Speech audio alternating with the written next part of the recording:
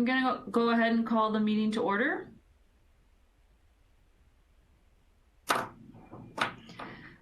Good afternoon. Let's go and take a roll call attendance. Looks like Scott Bollier is here.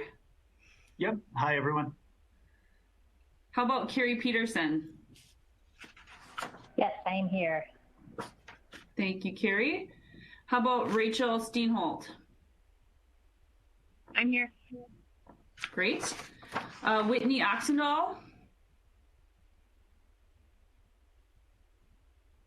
Does not sound like Whitney is present today. How about Kristen Schipper?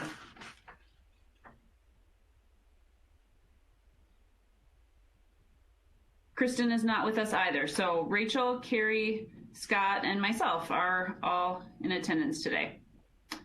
Okay. So the first order of business is to approve the order of the agenda. Would anyone like to move approval of the order of the agenda? I'll move to Rachel. approve. Oh, and I'll second Rachel. Okay, any discussion? All in favor of approving the order of the agenda, say aye. Aye. Any opposed? Okay, motion carries. The order of the agenda is approved. Next is reviewing the minutes of the November 17th meeting. Rachel, move to approve. Thank you. Second. Thank you, Scott. Any discussion on the minutes of the November 17th meeting?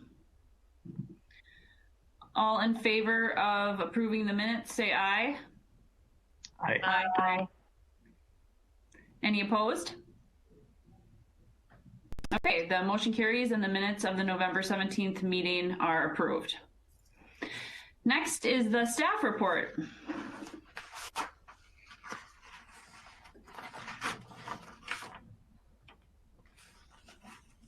Hi, Sunny. We can't hear you.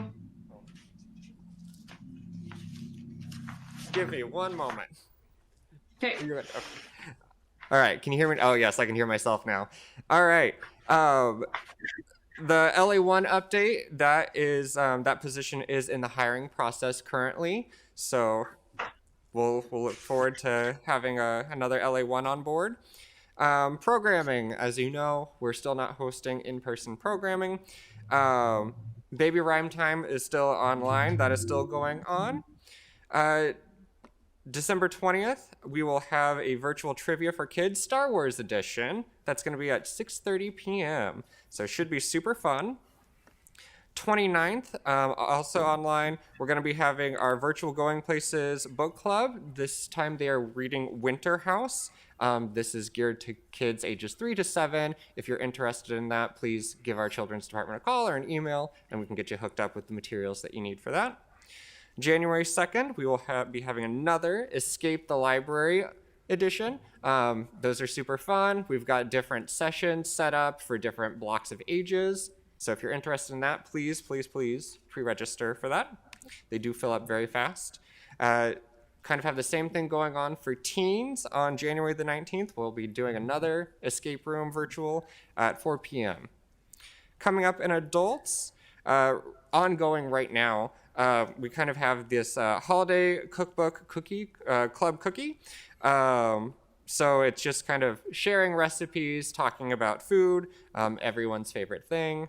And so that's just going to be going on until the 18th. Multi-generational events that we've got going on. I don't know if you've picked up anything from the downtown location recently, done any curbside pickups, but we do have the Inktober display up still, and that will be going on through the end of December. We'll have the people who register or who entered into that contest, their works are hanging up. They're pretty neat, so I'd advise you definitely take advantage of curbside and pop on in and take a look. I think we've talked about the May We Suggest before. It's basically where you contact us, we hook you up with a reference librarian, they can talk to you about what you like, the authors you like, the genre, the feel of the book. We'll get you, if you're not sure what you want to read next, we'll get you some suggestions and put them on hold for you. We now also have that exact same capability for children's. We've expanded on that. So if you're a caregiver or a parent or just a child who wants to fill out the form either online or, again, when you come to pick up your curbside holds, we do have the forms available there that you can fill out and let us know what you're looking for. And then outreach, again, I think we've talked about the dial-a story. Well, now they've added children's stories, jokes, and other fun children's materials. You can call the number at any time, day or night, and there's a recording. It'll tell you a little story, a joke, and those get switched out every Monday. Thanks, Sunny. Does anybody have any questions or comments for Sunny?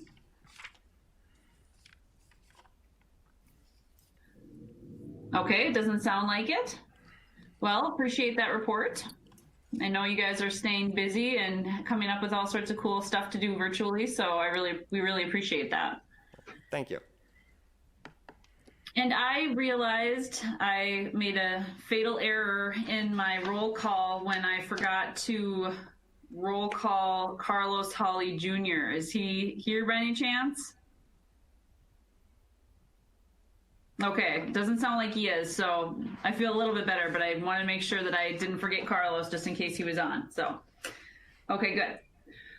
All right. Mary, this is Whitney. I just got on. Oh, okay, great. All right, so Whitney Oxendahl has joined as well. Excellent. Thank you, Whitney. Good. Okay, next is the director's report. Tim? Yes. Yeah, per your packet there, you can see the big one was the Finance Committee meeting where they approved that we could fill the LA1 position, which is good. And we've moved from that now in further direction that we won't have to go to the Finance Committee to fill positions, which is nice. But certainly, we certainly had their support all the way through that process. A lot of department head meetings, you can see that. Also, a performance review, our volunteer coordinator, good discussions there. And certainly vacation there with the Thanksgiving holiday involved with that. If anybody has any broader questions in terms of what's going on, certainly I'd be happy to answer them.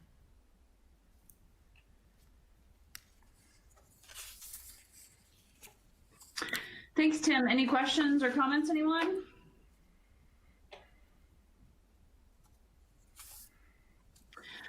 I would just make one note, I guess. Tim mentioned the performance review with the volunteer coordinator, and that made me think of the fact that we are working on putting together the first meeting of a subcommittee that's going to be exploring the director's performance review. So just in case anyone was wondering about that, our first meeting was canceled due to some COVID exposure issues, but we plan to regroup in January and have our first meeting then. Okay. Well, if no one has any other questions for Tim, number 5 on the agenda is unfinished business. I don't believe we have any. So we'll move on to number 6, which is new business. And we have someone here to speak with us about the curbside service overview. Right. We have Lori West, Branch Services Manager. And I thought this would be a good time given there's so much on the media news about curbside from different organizations, different companies, restaurants, what have you, that will give the board a chance to kind of really look at the nuts and bolts of what it means curbside for the Fargo Public Library. And it was certainly, obviously, a complete sea change environment for us back when we moved to the original curbside model back in May of this year. And I know Lori won't bring this up, but if it wasn't for her, it wouldn't have happened. She was absolutely the person on the spot pulling that whole thing together with everybody that was working on it. And she did a tremendous job. I mean, it was something that didn't exist before. All the libraries across the country were trying to pull something together in so to varying degrees of success. And, you know, it took a lot. You know, we were short-staffed for a while, and a lot of the other folks that could have helped weren't there for various reasons, but Lori worked between several locations, all 3 locations, to pull it through. So a big round of applause to Lori to what she did for us back in May and July to make it happen. And certainly the other thing that's of note, and I don't want to steal any of Lori's thunder, but what is interesting, what we discovered, again, our integrated library system, Koha, is not proprietary. It's an open source system. So there's a level of flexibility there.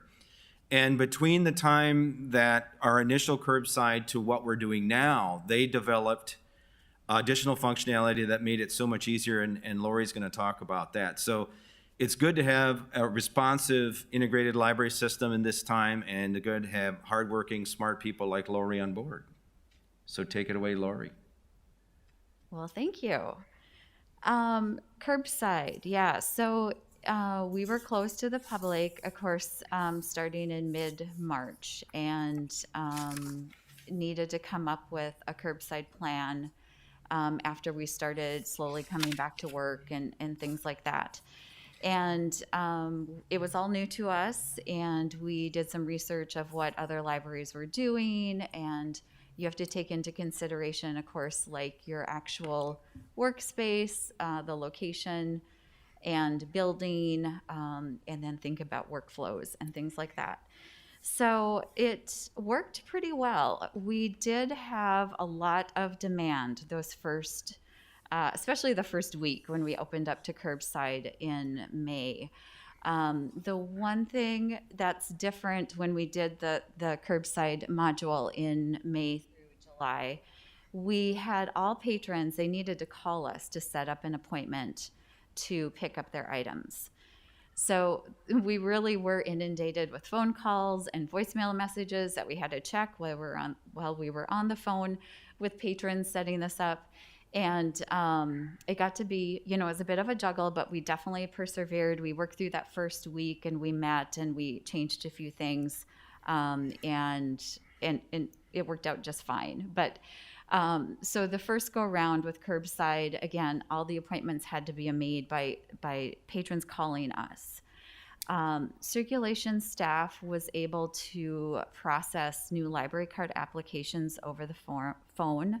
We also had, and have had for a long time, where people can self-register for library cards too, but we just wanted to make it easier for patrons to get a library card or renew their card if they needed to.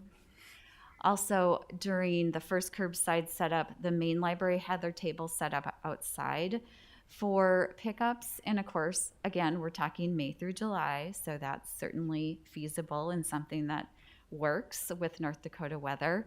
The other 2 locations, Northport, we have a little concourse, a little walkway outside of the strip mall there.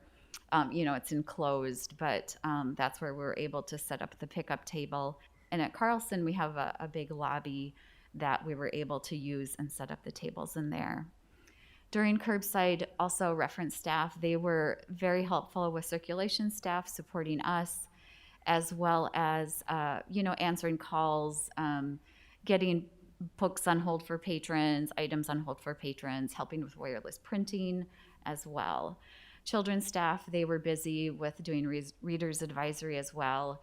And we were starting to do those pick up and go kind of programs or crafts and story times and things like that as well. So that's kind of how it all shook out for that first Curbside. So when we went back to Curbside in November, and I have November through, you know, we don't have an end date right now. We were fortunate. There were a number of libraries, like I had mentioned before, that were doing Curbside, and Koha, again, due to the nature of it, is open source. And there was a Curbside module that we had some of our circ managers go through and test, and they were really excited about it. And so we thought, let's do a little more testing and give it a try. So I just stuck in a couple screenshots.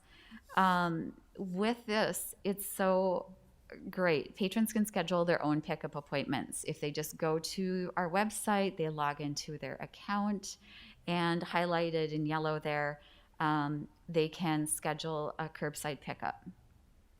The next screen, once they click on that, you just select which library you want to pick your stuff up. You select a time. One nice thing about this, also, we can set up beforehand how many time slots we have, how many pickups we can allow per each time slot. So, and that can be set up for each location. And so also if like staffing would be super short one day or something, we could maybe lower the limit. So it has that flexibility. And there's a notes field, which has been super helpful. People will put nice little things in there like, thanks so much, I really appreciate this. Or they'll mention that they have a craft to pick up or a story time to go kit to pick up. So that's been really great. And then, I guess I kind of talked through this slide already. So many of the cool things, there's a lot of improvements here, but so many patrons are actually using this module. And so it's reducing the number of phone calls that we have to juggle. I was pleasantly surprised. I wasn't sure how many patrons would be doing this, but prior to going live with it, Melissa, our community relations specialist, got our email newsletter out with all the information, and we did some PR online, and so it was just fabulous. We have so many patrons just scheduling their own pickups. Again, we can control how many pickup openings we have. This is just a little snip from the staff side, and so there's these different little stages. So we can have somebody focusing on staging stuff and getting stuff out on the table. We can see how many items were delivered each day. Reference staff can help with this. Children's staff can help with this if they happen to have a call. We don't have to rely on everyone calling that one number per each location. So other services we're continuing. Again, we're still doing wireless printing. We're really focusing this time too on that reader's advisory piece. We know that people are coming in to browse for materials, and so we're highlighting our May We Suggest service that's primarily for teens and adults. Children's staff just recently introduced book bundles, and that's at the main library. They will kind of display them in the wiggle room, so as people walk in, they'll have topics kind of bundled together, and people could request those specifically. They also have this reader's advisory piece, What's Next, and that's personalized reading recs for kids. Excuse me. And that can be done by teachers, parents, or kids themselves. The main library pickup table has been moved inside into the concourse because, again, November, December, North Dakota, that's had to be done. We've also gotten out near our curbside pickup tables. We have these paperback exchange books that aren't cataloged, but people can take. So we just have those out there for people to browse. And then we have a puzzle exchange collection, and it's kind of puzzle weather out there. So we have those available for people just to grab at each location too. We're still doing the library cards over the phone. Again, they can do it online as well. And we still have lots of virtual events with book clubs, story times online, and then, of course, the crafts and story times to go. And we have lots more planned for next year. So that's a quick little overview of Curbside. Any questions from anyone?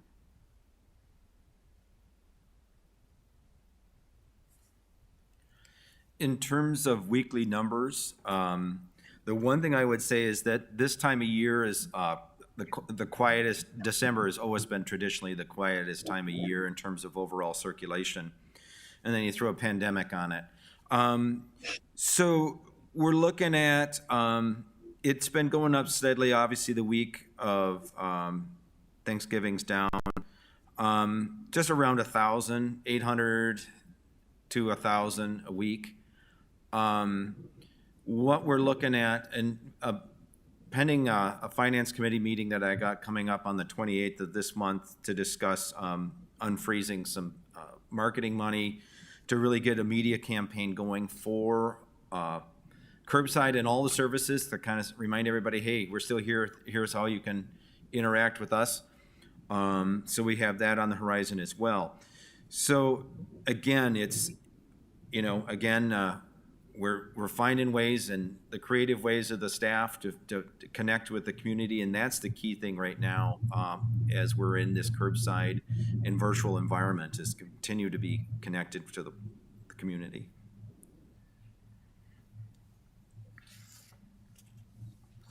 Absolutely. Thank you so much for that overview, Lori. I'm really impressed by how adaptable and flexible the staff has been with, designing this in the first place, and then tweaking and continuous improvement sort of work that you've been doing to make it as efficient and as user-friendly as possible. So sounds like it's a great setup, and people should get out and take advantage of the resources that you guys are still offering right now. Does anybody else have any questions or comments?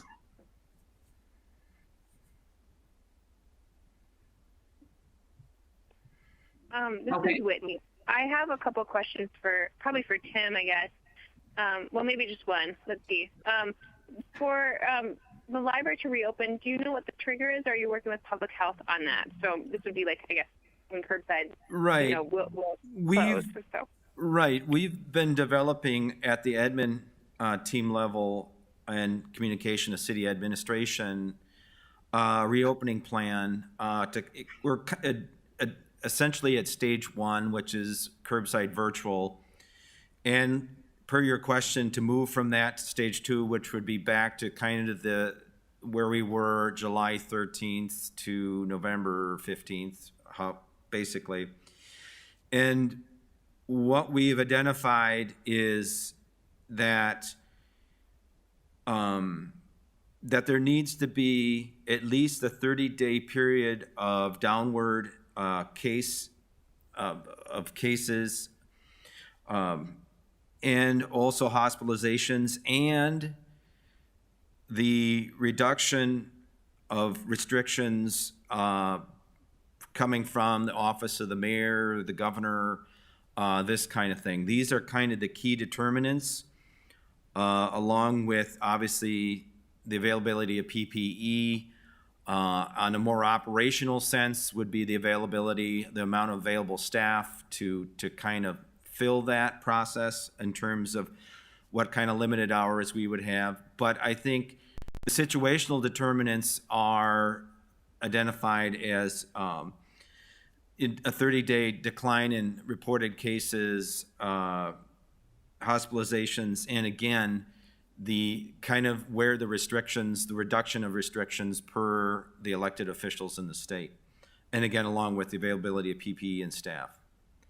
Does that answer your question, Whitney? That did answer my question. I do have another one. Thank you for that answer. That sounds good. I want to keep everyone safe at the library as well. And my other question is, there are a lot of patrons that come in to use the computer, and they're unable to do so at this time. I know some of the other libraries, you can set up an appointment to go on their computers. Is that an option that the library would consider, or are there other options in the area that people can use, like patrons, so that they can apply for jobs or apply for social services, or maybe you just refer them somewhere else? Again, I think where we're referring them is currently to Moorhead and West Fargo. I think for us, it's the physical logistics of the placement of said computers to appointment and looking at that. When we initially obviously went to Curbside, it was, in terms of where case numbers were and everything, it was rather dire. Certainly, we've had initial conversations, and it's kind of sorting out the actual technical logistics of putting it close enough to the computer's close enough to the main entrance, so we're not you're at stage one, but then if you're opening the doors and folks are wandering in, it kind of muddies the waters. But if we can find an adequate solution, maybe in the main community room, they had some discussion of that, but that is something we've had initial discussions, and I'm certainly, as the situation evolves, we can see if we can make it possible. Okay, that answers my question. Thanks, Tim. Thank you. Good questions, Whitney. Thank you very much. Does anyone else have any questions or comments related to curbside service or reopening?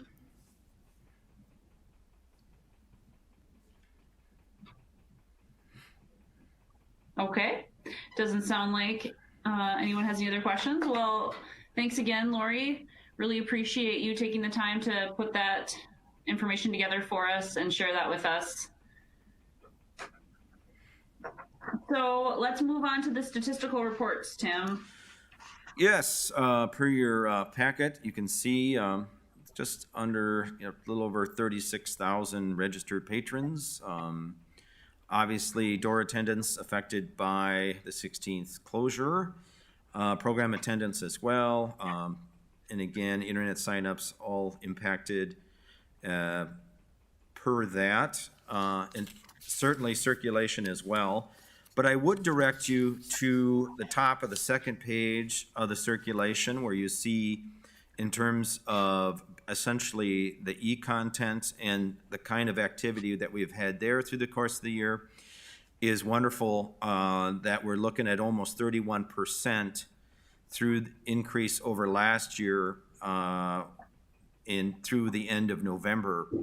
So with the work that has been done to build electronic content, you can see that it's paid off. Obviously, we want to continue that process to build that, but certainly it's nice that we do have a really good level of e-content available during this period.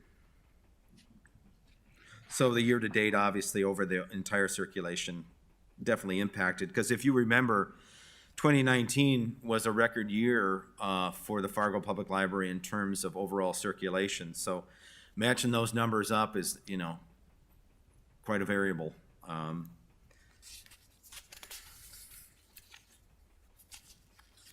So that's usage. Okay, obviously people are still using the library, so that's good. So then we'll take a look at the financials. Right. In terms of the donation summary, there was, again, the $10 monthly donation from Eric Oberoi in memory of Paul Richard Wake, and also some money donated by FM Rotary for in honor of presenters to the Rotary, so $285 there.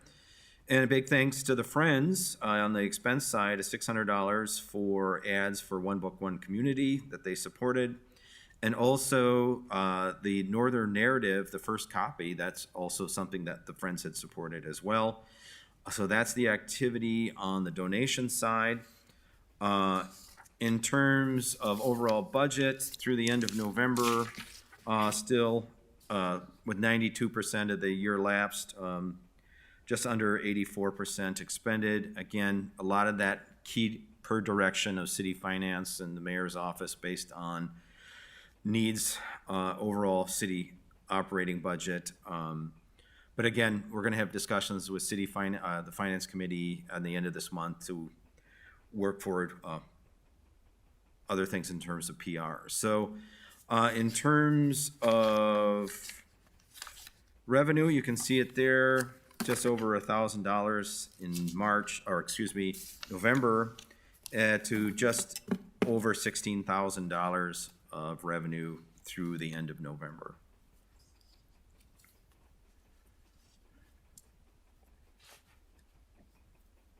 Okay, thanks, Tim. Does anyone have any questions regarding the financials or comments? This is Whitney.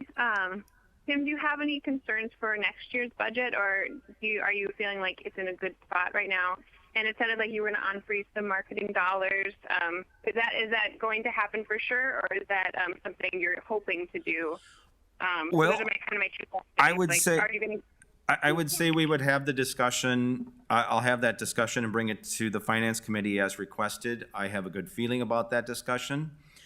In terms of the 2021 budget, having talked to the admin team this morning, on the positive side, obviously going through the current stage of curbside and virtual, several lines will be experiencing savings, certainly at the initial first quarter and a half of 21, which is on the positive side.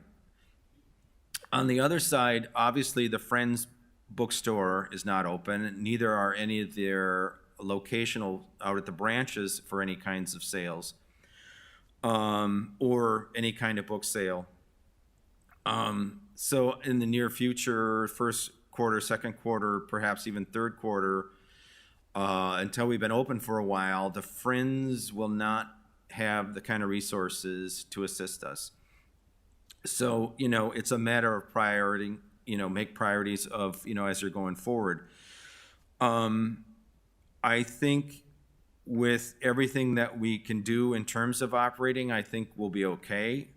It's a matter of a lot of discussions and setting priorities, like I said, and keeping on top of, that we know kind of where the net is as we go through 21 and then make those decisions. So some challenges, some savings that can be identified to make up for those challenges, and continue to monitor.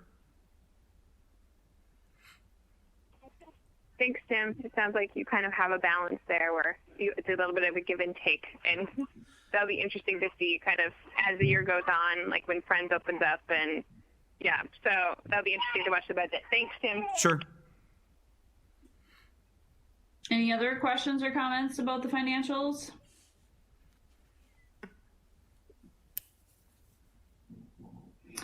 Okay. Well, speaking of the Friends, is there anyone there for Friends of the Library report? No, there isn't.